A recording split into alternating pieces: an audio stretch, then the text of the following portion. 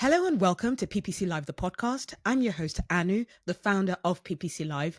And if you're used to hearing advice from PPC experts about how to ensure that we are keeping up with the ever-changing landscape, don't worry, you're still in the right place. But instead of me relaying what the PPC experts are saying, I'm bringing the PPC experts to you.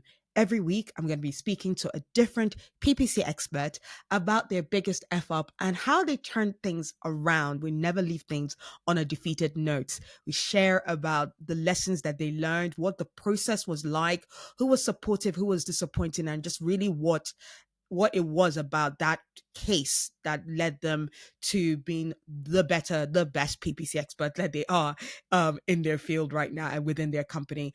Today, I have the delight of speaking to a good friend and a great supporter of PPC Live, Chris Ridley, who's the paid media team lead at Evaluted. And he actually spoke at our second ever PPC Live event at the Shard, which was such a fantastic event. Today, he shares about a red flag that he missed, and all the support that he got around him, all the surprising reactions from people. Because we're always talking about how clients might react badly to mistakes, but again, we get a story about how the clients got on board based on the steps Chris and his team took to ensure that they got back on track with what needed to be done from the beginning. So let's go speak to Chris. Chris, welcome to PPC Live, the podcast. Thank you for having me, Anu. How are you? I am very well. I'm very well. Thank you. No, it's not you that should be saying thank me for having me. I should be thanking you for being able to drop things and for me to message you on a Sunday evening and please be around in the next couple of days to record. I love the way that when my audience just know I'm just about bringing the real me, because I got back from holiday like last week, and even on holiday, I was like, have I booked someone to talk? I have not yet. And then I got back and I was like, I need to get around to booking someone to get on our podcast. So guys, this is how podcasts happen sometimes. You call a very good friend on a Sunday going, please stand in for the fact that we don't have anybody else, because I've been on holiday for a couple of weeks, took my birthday week off, and then the week after I needed to recover. But I'm so delighted to be back with our experts sharing and being very vulnerable about sharing the areas where they've messed up, but also turn things around. So let's get into introducing my wonderful guest. Chris Ridley is a really good friend, and he's been a great supporter, not just of myself, but of PPC Live. And he was one of our first speakers, spoke at the second event that we had at the Shard. And if you guys didn't make those events, you missed out. There was a couple of them there, and it was really, really lovely. I think people were buying the tickets because I said it was the show. That was definitely part of it. It was a very nice venue. And while the recordings are online on YouTube to watch it, you don't get to experience the Shard though, do you? No, exactly. So anyway, who's Chris? Chris is a paid media team lead at Evaluted. And I was actually saying even early on before we start recording, I was like, Chris has only been at Evaluted for 4 years. I thought I was asking, are you sure do you mean you've been leading at Evaluted for 4 years? They're like, no, full time at Evaluted is actually 4 years. And so it's such an amazing way how, even in the short time Chris has been in the industry, he's impacted. I definitely feel the knowledge and the knowledge sharing and being very open with how his team are testing things. He's got an always available management style, meaning he's always available and up to date with ad platform changes, account managers, and and making sure that they're never working alone. He's got a natural curiosity and desire to help others and to lead them in creating and sharing spreadsheet templates, custom columns for ad platforms and other tools to translate performance data into financial and business terms that you can share with your stakeholders. Because this whole paid search world that we're in, we can get all bogged down with all the AI, but we're not delivering results for our clients. We might as well just go home. We might as well just go home and call it a day. But so Chris is very much trying to help managers and his team impact what stakeholders and what their clients really need. fun fact about Chris, something that whenever someone says they're doing this, I feel no jealousy or no shame to join them.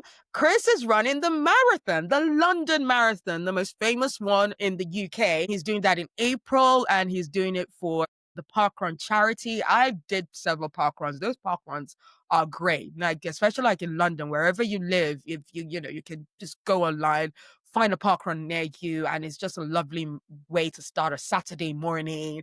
It's a 5K run. You do it in a group of people. Very good way to even make friends, meet people, have a bit of flirting going on as you're running, which I used to do. Sorry, why am I talking about this? It's now becoming my fun fact. Chris, why do you like running marathons so much? Well, this is going to be my first marathon I've run. Yeah. I've done a few half marathons, but the reason I've chose Parkrun Global as a charity is because it got me back into exercising after lockdown, and it has been huge for my mental health as well. Like getting out, running. Like you said, I didn't flirt on my parkruns, but I did socialize. I did network with people, and I get to know people. And because it is completely run by volunteers, the people who are doing the briefings at the start, the people who are scanning the barcodes at the end, they're all volunteers. They're all spending an hour or so of their Saturday to help other people get exercise. I just love the community part of it. So, that's why I love parkruns, and that's why I'm running the London Marathon. Amazing. And no, I think one thing I definitely will mention, you're also like a mental health kind of advocate of help, and you've helped me with mine. I'll be absolutely honest. There've been times where have frustrations and just been like, I'll just call Chris and we'll have a nice long chat. And it's not about him giving me a solution or a fix. It's just that someone who's listening to you and just making you feel valid in that moment. It's just been really great. So generally, thank you for that as well. So, because our mental health in especially in 2025 is so important. So I hope we're all looking after that. So let's move on to what this fantastic conversation is about. We're not here, as much as it's very good to talk about mental health, we're not here to talk about it just that yet. We are here to talk about F-ups and how we turn them around. And as I said at the beginning, this is not about Chris should not be the one grateful to me. I'm very grateful to him to share this. Even the people who are brave, I almost feel quite bad because it's like I'm resurfacing, a traumatizing memory that you've managed to, shut away. So for that, even more than ever, so grateful. And, as I keep on saying, we don't leave things on a defeated note. This is not a forum for us to be like, oh, look at how bad I was. This is how I turned it around. This is why I'm still a trusted, expert in our field. Why, conferences like Brighton SEO and PPC Live and Performance MCR will still look out for me to, to speak at conferences. Because we're going to be seeing, Chris on like many more stages next year. And sorry, I also need to point out that, Chris, why are you also pitching to speak a week after you're going to do a marathon? My dear, I'm worried for you. I'll be honest, I didn't realize they were so close together when I did it. Right. I'll put that out there. I thought Brian, it was start of April, the marathon's at the end of April. I thought I had enough time to recover. I'm going to do a bit of research. I'm going to see what I can do. Worst case scenario, I get wheeled out in a wheelchair and I do my talk and it will be all fine and dandy. Like, amazing. I don't need to walk out there. As long as I can talk, I can do my talk. As long as your voice is working, yes, that's the dedication Chris has to sharing knowledge about paid search on stage. This is fantastic. So anyway, let's get into our story of today. Chris, what F-up would you like to share with us today? Yeah, so I could go down the route about what I've done in account to spend loads of money, but instead I want to talk about the step before that, really. I effed up by ignoring the red flags when onboarding clients.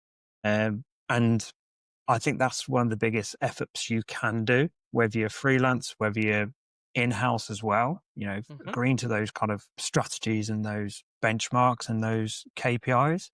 That's where you can really tie your own noose. Yeah, absolutely. Okay, cool. Let us talk a bit more about that. What was the strategy, idea that you agreed, or what was the goal that you agreed to that weeks or months later you realized we're not going to make this? Was it something like that? Yeah. So the first red flag was the client came in and they wasn't sure of what they wanted their KPIs to be. They weren't sure about their profit margins. They weren't sure. They were an e-commerce brand selling D2C. They weren't sure about their profit margins. They weren't sure about what they needed to achieve as a ROAS to be Yeah. profitable. Yeah. And we were like, okay, fine, let's do an estimate to begin with. We didn't push them too much because, in all honesty, I was early on in my career when this happened, and I saw any new business as a win. And hopefully this story I'll tell you and me sharing this will make you realize that not every new bit of business is good for your business or Yeah. good for Yeah. theirs. So we agree to quite a modest, 6-7 times return on ad spend for them. But it wasn't until later on when we actually got into the data and we saw the actual profit margins for their products and everything, we realized that wasn't sustainable. And that's where we kind of effed up, really, where Yeah. I effed up. Yeah. Yeah. So I feel like it's more of and again, what all these mistakes are showing up is the fact that it was more about a learning curve. Like, how could what's the thing that could have avoided you actually, so you're saying that you ignored the fact that they didn't have like a target or they didn't have a good idea of their profit margins. So is one thing you could have done is actually saying, well, go and figure that out properly before we start working. What was the thing that just really didn't happen that should have happened? Yeah, doing a proper discovery call and actually getting the client to put that trust into you about Yeah. sharing their financial data with you. Like, they don't have to share P&Ls and everything with you, but at least understanding what costs that you're going to have to cover. Yeah. So if Yeah. you're an agency or freelancer, you're going to have to cover your own management fee, your own retainer. You then have to cover the ad spend. You then have to Yes. look at other stuff. So for this client, they didn't tell us until later on that they wanted us to cover the cost of their SEO and the cost of Oh, their website hosting within our Google Ads okay. ROAS. And we're like, well, like, they should be coming elsewhere because, we're not the only channel contributing to the website. You should be paying for those from other channels. SEO, they should be covering their own, and a lot of other aspects there. And it's having that discovery call, sit down with them and really get into the meat of the business. Yeah. And the best way to do that is just be upfront and educate them, saying, look, we need to understand this information so we Yeah. can see if we can actually generate a profit for you. Because Yeah. the last thing we want to do is spend all of this ad spend, you pay Mm, us, and at the end, you're ending up with less money in your bank than before you paid us. Like, yeah. as marketers, we want the opposite. We want to put more money into their bank. We want to help Right. them grow. We want them to scale. Absolutely. So are you saying there wasn't a discovery call? You won the account and you just started working? We did a discovery call, but we had pushback from the clients about not wanting to share the information. They don't Shit. have the information. So we were like, that's fine. Let's just put a placeholder in for now, just so we can talk to you about how our strategy would work and so forth. And like I said, it was early in my career. I wanted to get the client to sign, to win. Yeah. It looked good for me, looked good for the business at the time that I was working with. And, you know, it's like a house of cards. We put it Yeah. all together precariously, like it's going to work out. And unfortunately, Yeah. it does kind of collapse in on Yeah. itself when one piece falls off. Right. Right. Absolutely. And look, I know the team at Evaluted are absolutely fantastic, but I also feel this is the kind of thing that it's not down on one person. Because am I right in thinking this was still when you were at Evaluted, right? Or was it a different Yeah, company? so this particular one was when I was at Evaluted, yeah. So what was your team set up? Because especially if you're junior or you're still a bit new, it shouldn't be your responsibility, I'd argue, to be like, okay, this is all the information we need. Let's go. That there should have been other people involved as well to say, actually, no, we don't have enough information to start working on this client. What was like the team set up, if you don't mind me asking?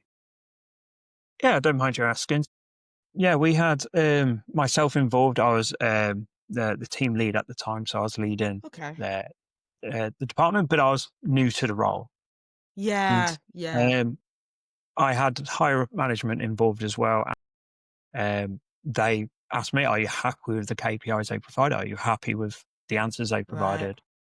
Yeah. You know, completely on me, this is. I didn't have the confidence in myself to be able to push back and said no, because I was worried about pushing deadlines further back. I was worried about, oh, what if we say no, that's not enough information, but a competitor says, yeah, we can work with that. You worry about that. You have that mentality and it really gets to you. And like, I've learned so much since from, my colleagues, the management around me as well, that you can say no and push back, because as this effort kind of showed me, like, the best thing to do is push back, because you can then provide the best service once you do Yeah. have all the information, even if that service is you referring them to someone else. Yeah. Yeah, absolutely. No, definitely. I think that is something that has come up a few times in previous conversations, as to choosing the right client is what's gonna make or break your love for this industry, for your love for this job. I must say, I'm not pointing any fingers at any client particularly right now, but when I left doing hands-on account management, I was quite delighted. I did not look back thinking, oh shucks, no, now I'm just gonna write about paid search and not actually do it. I was like, good riddance. I am done with that. It can just be stressful. Even when everything aligns, even when you've got the right information during that discovery chat, even when they've given you the right KPI, there's just choosing the right clients is not always obvious. The fact that you've chosen, sometimes you just can't figure it out until the relationship starts. And then it's like, we made boo boo there. And Yeah. yeah, And a big caveat to all this as well is, like, a red flag from a client doesn't mean that they're a bad business or they're a bad client. It just means they're not right for you at this time. It could be that they're not digitally mature enough as a business. They don't have yeah, the infrastructure in place to support the strategy and vision that you want to deliver, or they might not have the personnel inside and the processes internally yet to actually scale how they want. yeah, And that's kind of like where I mentioned about referring them. Like, with this client, like, they had other priorities that they mm, weren't aware of that they mm, should be doing before Google Ads, yeah, and that's where they should have started, really. Like, yeah, there would have been a green flag for those agencies and those service providers. But for me, as yeah, Google Ads, it ended up being red flags. And that's no discredit to the business at all. yeah. No, absolutely. But then even going on to how then it was your team or your manager, the response to, okay, we've now found the issue. Because an important part of these conversations is to, instill a feeling of how your manager should respond to you making a mistake. And it shouldn't put you in a situation where now you're fearing for every time, you might step a toe out of line. So how was that received, in terms of the fact that, okay, you then communicated to your manager that, oh, we messed up on terms of that discovery call, we should have asked for more. How was that conversation for you? And was that encouraging, or was there a bit, something lacking? Yeah, it was really encouraging. So it actually went both ways. The team within that I manage, they were the ones that cut on a first flag, like, you know what, the data's not matching up to what we thought.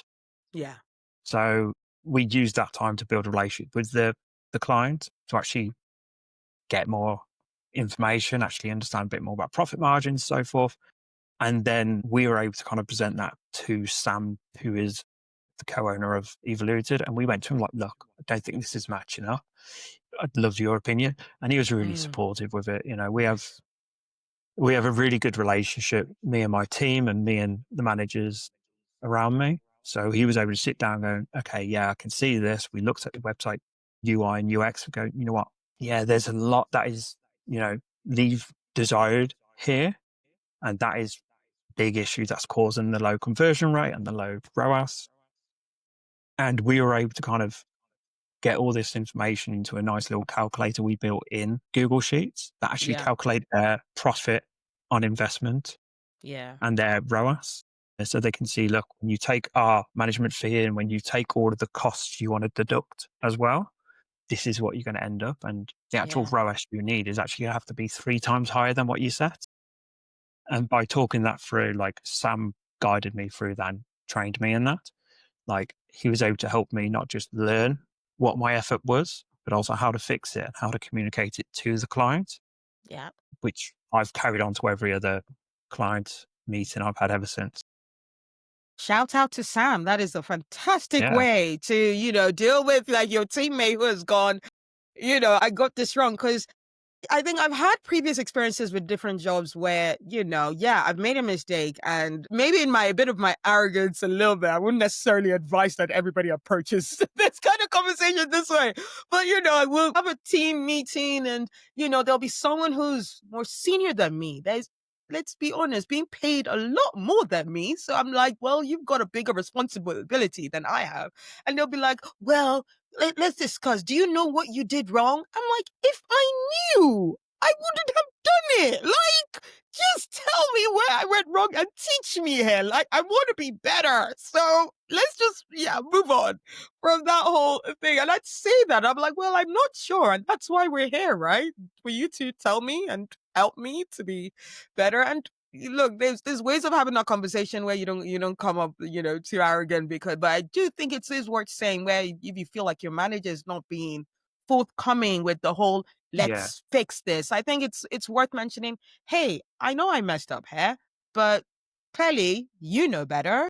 And now that's not me saying that in an arrogant or patronizing way. I want to learn from you. Can you tell me what I could have done better? And hopefully you shouldn't have to say that. That should be natural. The way it sounds like Sam's approach was. It should just be a natural, okay, we messed that up. This is what we should have done, blah, blah, blah. But even if that doesn't naturally happen, I think it's worth speaking up and saying, well, I want to do better next time. What did I do wrong? Can you please, help me out in that way? So yeah, very, very good to hear that you had a manager for that. And yeah, for managers listening, please know that that is the way you should approach that. Like some mistake happens, get into training mode, okay, that's somewhere clearly an area that person's shortcoming is. Let's block that hole and make sure they're up to scratch. And yeah, and that's great. How was the client's response? Because I'm also like, because you mentioned something, very key, earlier on, that sometimes you're just nervous that the client might then, go away because you're pushing. So I'm guessing you then had that conversation with the client and they didn't run away from the sounds of it. Yeah, so I had that initial fear where I was like, oh, I'm going to say this, they're going to put all the blame on me, or we're going to get into a dispute about how they didn't give me the right information, and that made, Yeah. but no, they were really, really like open to it, and I think it opened their eyes a bit as well. And this is where I kind of bring it back to the point where a red flag doesn't mean a bad client. Like Yeah. they weren't bad people to work with. That wasn't a bad business to work with. They were just Yeah. weren't at the right point. They needed to invest in their development and their websites, and then stock and other stuff, and then they could have really pushed for Google Ads. So Yeah. when we told them this and we showed them the maths we did, one, they were impressed at how we were able to understand the data they gave us, Nice. and how we were able to bring Google Ads into it and show them, look, you invest this into us and you invest this into Google Ads, this is what you get out. These are your costs. Like I can share the calculator we shared with them, That'd be so great. others Yeah. could use the template as well. And it really helped open their eyes at understanding how it worked. And it led to a discussion, like conversation, exploring, okay, but what if we could reduce this cost, like management Yeah. or hosted? What if we took SEO out of it and all this? And that really led to a conversation where they were genuinely looking at how we can make it work rather than trying to point the finger at anyone. Nice. And Sam was in that call. He was shadowing kind of in case I ever Yeah. needed his support. Great. I only need it a couple of times, but it was great knowing I had him there to support me. Yeah. And it was great for my team because they saw that I was presenting it, I was supporting them, and I was protecting them from the blame. Nice. Then I knew that, it was my responsibility, but I had Sam there to back me up if I needed it. Yeah. So it was a nice little support network we had there, like a little triangle. And the client was receptive. You know, the relationship didn't last because of they had other priorities that we Yeah. identified to them. But, we were able to get it to end on a positive note, Fantastic. even if we didn't hit the targets they wanted. Yeah. Yeah. No, absolutely. As you were talking, it reminded me of, the previous episode I did with our friend Interpol, right? Indy was talking about how, yeah, they had that a client that came in, and because of, things beyond their control. That client came in, it was a, back foot relationship, and the client just seemed a little bit, nervous about everything, and always like, pushing them in a way that didn't make sense. And then when this error that we did discuss with us happened, you're expecting the worst because you're like, oh God, this was a difficult client, very nervous about telling them. But then when they went about it in a very, open, transparent of like, okay, this is what we did, this was the plan. And the client were actually like, we get it. You're human beings. You know what? We did, even though you've overspent, there's another area where we've underspent. And yeah, we can take some budget out. That was the client suggesting that.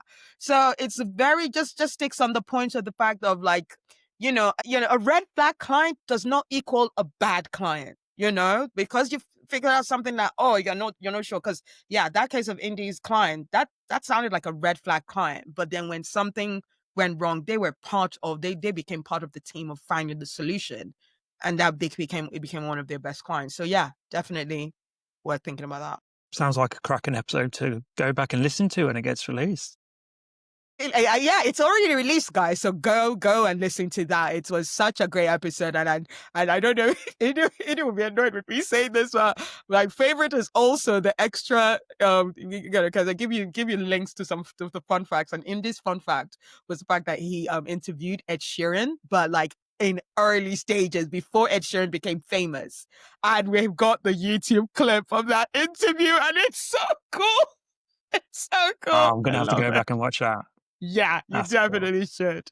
You definitely should. I mean, Chris, that has been a fantastic conversation. We're gonna and story about that red flag. I think with each new episode, I'll put my hand in all honesty. Sometimes I think to myself, some of these mistakes are probably going to be the same, and the stories are all going to start sounding the same, even to me listening to all of them. But they're really not. And I think one thing is really nice to hear, and from someone who doesn't do account management anymore, is what is kind of what I'd call the anatomy of a good PPC team. And it's different with each guest I've spoken to, and they learn so many different ways of managing a team that is good and professional, and that really inspires me, that I think that our audience need to hear in terms of in terms of like a space of they're about to join a team, and maybe they're not sure what good or bad looks like, or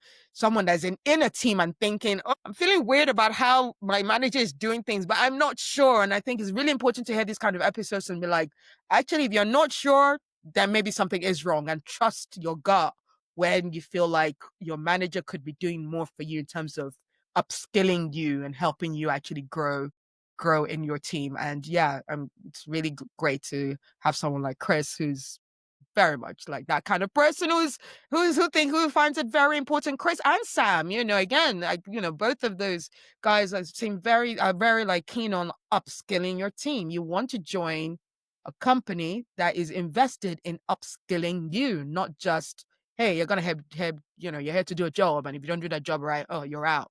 That's not how teams should be like. But let's say That's it. one last lesson, one last takeaway you'd like to give it to, because we're going to talk about other people's mistakes that you found out. But before we tangent to that, what's one, now key piece of takeaway you'd like to leave our audience with about that story and about that case you've just shared? Yeah, and this piece of information kind of relates to managers as well that Yeah. you were just talking about, Anu. And it's use your words, communicate. Like as scary as it is owning up to a mistake, the sooner you do it to the people that you have that psychological safety to kind of be honest with, the sooner Yeah. you can work together to solve the issue. And that Mm, might be where my team approached me first, going, "Hey, Chris, I think, a mistake's been made here. We're not hitting the KPIs. Data doesn't look right." Or it's me going to Sam and going, "Sam, I effed up here. like, I don't think this is going to work long term. You know, having that psychological safety is crucial for you to solve the problem quickly, because the alternative is bury your head in the sand and either hope it blows past and no one notice, or wait until it gets called up by the client and then you're on the back foot and it makes you Yes. look bad for not communicating that to them.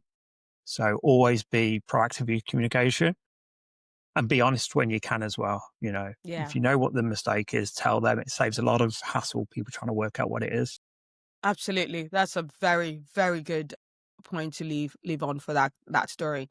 So yeah, shifting now the spotlight to, maybe accounts that you've onboarded, like, you know, clients that you've taken on and you're like, okay, this is a mistake that the previous agency made, or the previous consultant that we were working with.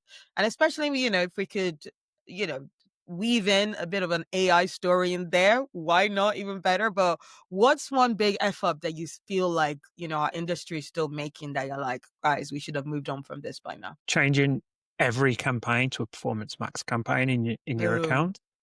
You know, we're seeing this a lot where you can look at the old campaigns they have paused or removed. You can see there was a good structure there where they had the channels segmented, there was flows, and there was a real strategy behind it. Mm, And now we're just seeing 2 or 3 performance max campaigns, sometimes just one performance max campaign running with everything in it. mm, Like, they're reporting amazing numbers, but once you go in and audit it, you see a lot of it is brand campaign, like brand search terms, that kind of consolidating, yeah, yeah. is the issue I see. Like, too many people are doing it and trusting AI and not putting those measures in place. And, you know, yeah, we need to go to basics of campaign builds. Yeah. Campaign bills and structure. Without giving too much away, I didn't even mean to be plugging this. So we're going to be at SMX next. That is happening on the 18th of November. Chris is going to be one of the fantastic speakers that is going to be joining us on speaking about, trends. I'm going to be having a conversation. Oh, I've already had the conversation. It's going to be streamed on the 18th, or I think it's going to be 19th specifically. So I was speaking to Nava Hopkins and Ginny Marvin of Microsoft and Google respectively. And we went through our conversation, and, we'd had some questions lined up. We're going to talk about, creatives. We're going to talk about measurement. We're going to talk about account structure, and then, round up on like hidden gems. We went through, we had the timeline on how long the conversation needed to go, and we came to the end of it, and I had to skip one question. And like at the end of it, like Ginny was the one that was like, I feel like we skipped a question. What was the question? I was like, account structure. She's like, oh no, we've got to talk about account structure. Please, Anu, let's record something and we'll use it, and maybe like as a bonus clip. Because yeah, account structuring your campaigns, structuring your accounts is so, so important. And it was actually really nice from both Ginny and Nava. It wasn't like an advice to consolidate everything. You'd think that's probably what they do. Consolidate, put your merch in, consolidate, so that AI sorts it out. They were actually like, actually, your campaign should be like, your strategic, leader in, like, let's say, like you're going, military kind of setting. Like that's the person that's your general, and it's their targets it should be like one target working on. It should be just, to split out. But then if you've got, the campaigns that have too many of the same, and let me, I want to remember this right, of the same goals, but they're now split out in too many campaigns, that's not great. But if one campaign has too many different goals, split that out. So there's definitely, even in our AI world, a case for consolidating, but also splitting it out, because one campaign should not have too many differing, conflicting goals, because then that's not going to work for Google's the algorithm. It's not going to work for you as an advertiser or for the client. So yeah, that's a very good point in terms of very in line. Reporting on that would be a nightmare. Like, trying to report on just one campaign would be a nightmare. And it's great hearing that from Ginny and Nava as well. Like, shout out to them too. We're very Of course. fortunate to have 2 very accessible, very Yeah. supportive ad liaisons. Yeah. So shout out to them.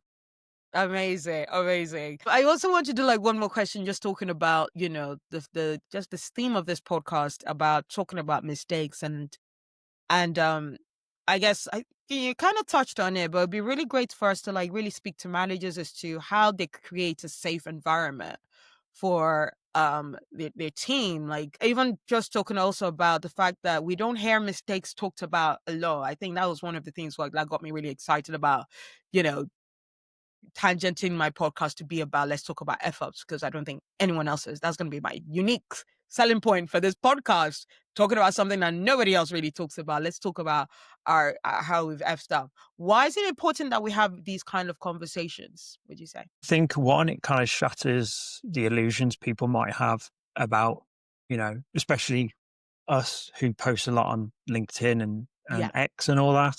Like, we're not perfect. We're all human. We make mistakes. Mm-hmm. And mistakes are the biggest learning curves you can have. And especially in PPC, especially in paid media, where we are not just getting a fee from a client if we're freelance or agency side, but we're also handling advertising Mm, budgets as well. And we've mm, got the responsibility of all that budget.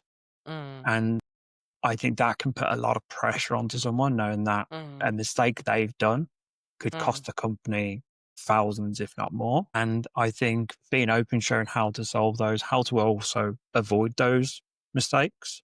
Yeah. I think only by sharing can we help the next generation and our colleagues from avoiding those mistakes. Absolutely. I couldn't have said that better myself, and I'm not even going to try. Thank you so much for giving that fantastic insight as to why. Like, yeah, I'll just be repeating your words if I if I try to say so. Let's go. Like, look, been such a great conversation. Thank you again, Chris, so much for joining us. Like, you and I, we could talk for hours, and I'm actually delighted that we'll be talking again, talking about PPC trends. So, guys, join on. Go on searchengineland.com. You'll have the link on where you can find you can join this. It's a free event. Yeah, it's free to join on. Yeah, so that's next week. Join that and you'll hear more of us talking about, trends. We're going to be speaking with Riva Minkoff as well as Amit Cabra, two also founders of agencies who have been doing great stuff, for a long while now. So, we talk about trends, what we should be thinking about for the next year. So yeah, please join that as well as with Chris. And more things that we're going to be things that we should be preparing for next year. Before we leave, and my favorite rounding up question, Chris, if your PPC career were a movie, what would the title be? I think if my PPC career was a movie, it would have to be a title like From Turned Down to Turned Up, because Okay. I only got into PPC because of a redundancy that I experienced earlier in my career. And from then, I got turned down. I taught myself PPC, I taught myself digital marketing. Yeah. And, I'm now turning up to podcasts, I'm turning up to work as head of paid media.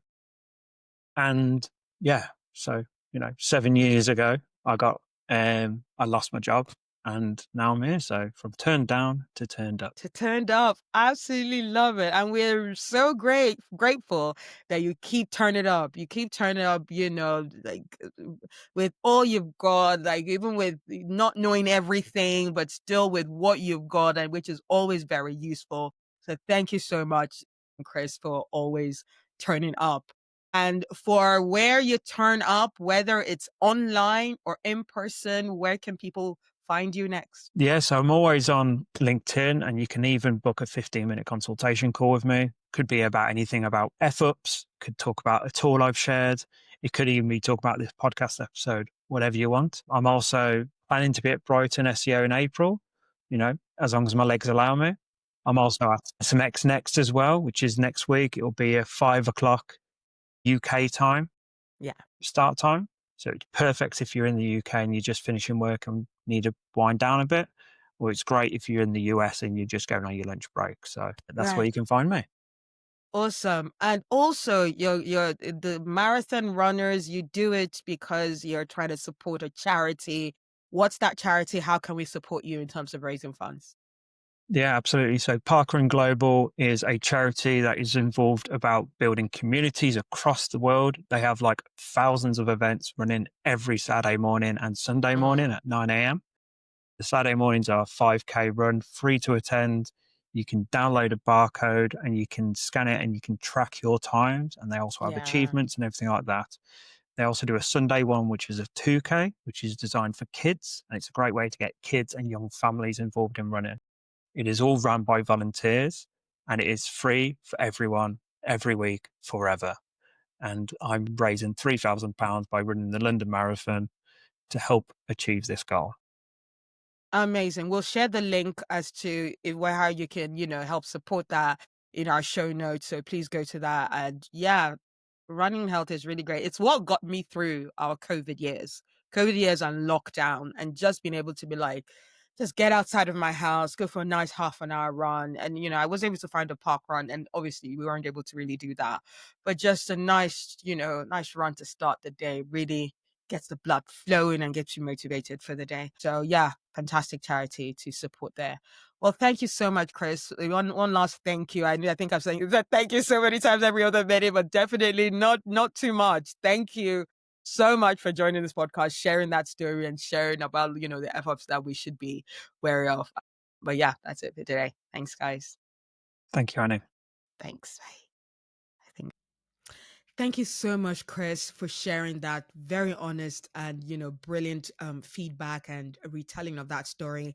And again, amazing kudos to Sam. He's a manager who listened to what the error was and was just ready to dig in and help out to get them out of not quite a big mess, but a bit of the mess that they found themselves in, which led to a great client relationship, even though along the way it didn't end up being a great relationship. But well, it didn't end up being a long lasting relationship, but it ended up being a great relationship, which is what's important with a client. It's not about holding on to a client for as long as possible, but ensuring that the moment that you're holding on to that client is an enjoyable one, is a one of respect and open communication, as Chris very so rightly highlighted there.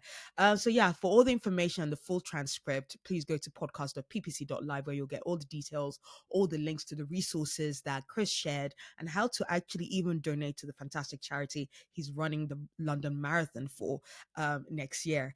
Also, in terms of our events, we've got it's a save a date I've got for you so far is February the 5th. We're going to be back next year, so that's it for our event in 2025. We're going to be starting off again next year. I'm going to be viewing a venue in the next couple of days, so that's going to be absolutely fine. So just look out for the tickets going live very soon, probably early next week, and that'll be our early bird sale, which will we'll stop that maybe after 3-4 weeks. So make sure you get that early bird ticket in for 3 fantastic talks. One speaker, dare I share it with you?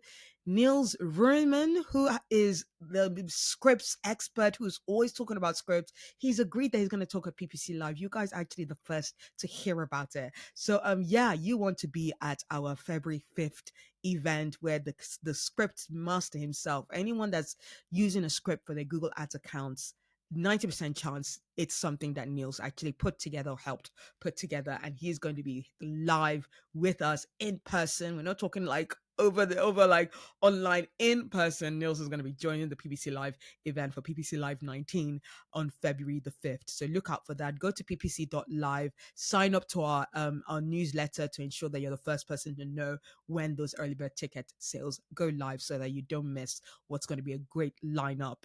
Plus the likes of Kat Sale, who's going to be from House of Performance, as well as Dave Alexander from Impression. So 3 amazing speakers from amazing brands that are doing amazing work in the industry.